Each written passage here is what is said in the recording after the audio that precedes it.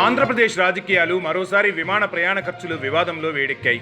మాజీ మంత్రి, వైఎస్ఆర్ కాంగ్రెస్ పార్టీ నాయకులు పేర్ని నాని, జనసేన అధినేత పవన్ కళ్యాణ్, తెలుగుదేశం పార్టీ జాతీయ ప్రధాన కార్యదర్శి నారా లోకేష్ వ్యక్తిగత ప్రయాణాల ఖర్చులపై తీవ్రమైన ప్రశ్నలు సంధించారు.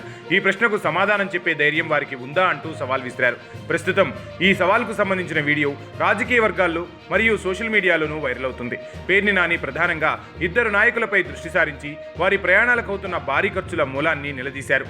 పవన్ కళ్యాణ్ ప్రతి శుక్రవారం హైదరాబాద్ నుండి విజయవాడకు వ్యక్తిగత విమానంలో వచ్చి సోమవారం తిరిగి హైదరాబాద్ వెళ్తున్నారని పేర్ని నాని పేర్కొన్నారు.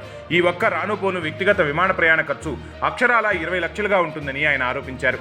ఇక నారా లోకేష్ తన పర్యటనలకు తరచుగా హెలికాప్టర్లు మరియు విమానాలను వాడుతున్నారని, వీటి ఖర్చు కోట్లలో ఉంటుందని నాని పేర్కొన్నారు.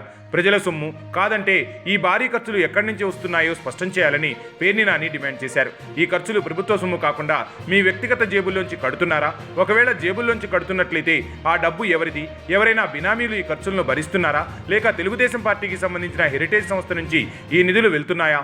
ప్రభుత్వ ప్రజల సొమ్ముతో కాకుండా మీరు తిరిగే విమాన ప్రయాణాల ఖర్చు ఎక్కడిదో చెప్పాలి అని పేర్ని నాని స్పష్టం చేశారు. ఈ ప్రశ్నకు పవన్ కళ్యాణ్, నారా లోకేష్లు సమాధానం చెప్పే దమ్ముందా అని సవాల్ విసిరారు పేర్ని నాని.